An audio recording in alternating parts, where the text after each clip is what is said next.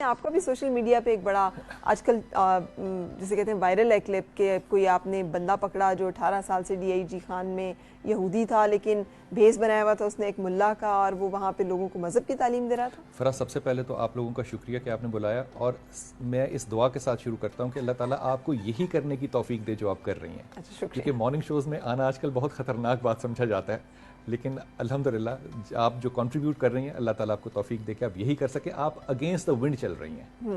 اللہ کا بڑا شکر ہے کہ لوگ آپ کو دیکھتے ہیں اور میرے گھر میں خاص طور پہ اپریشیٹ بہت کرتے ہیں. بہت شکریہ, تھینک یو سو مچ. یہ جو واقعہ تھا یہ ایک جگہ پہ ایک لیکچر کے اندر ٹاک ہوئی تھی کہ عام طور پہ ہم سمجھتے ہیں کہ ہمارے جو شخص جس نے داڑھی رکھی ہے, ٹوپی پہنی اور ایک خاص قسم کا زلجنا بنا ہوا ہے تو وہ عالم دین ہی ہوگا.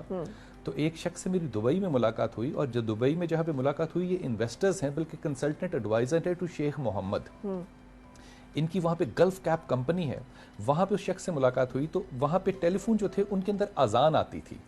تو 2 نمازیں ہم نے پڑھ لیں, وہ نمازوں میں پڑھنے کے لیے نہیں آیا جبکہ میرا یہ خیال تھا کہ ان کو امامت کرانی چاہیے. اچھا. تو جب میں نے اپنے ساتھی سے پوچھا کہ یہ کیوں نہیں کرتے تو انہوں نے کہا because he is not a مسلم.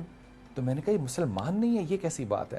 عربی ان کو آتی تھی, فارسی ان کو آتی تھی, سرائکی ان کو آتی تھی, اردو ان کو آتی تھی, پنجابی میں وہ انتہائی خوش اسلوبی سے بیان کر سکتے تھے چیزوں کو. جب ان سے گفتگو ہوئی تو انہوں نے کہا کہ میں ڈی جی خان کے اندر 18 سال مسجد کی امامت کا فرائض ادا کر کے اب میں ریٹائرمنٹ کی ایج میں آ گیا ہوں یہاں پہ.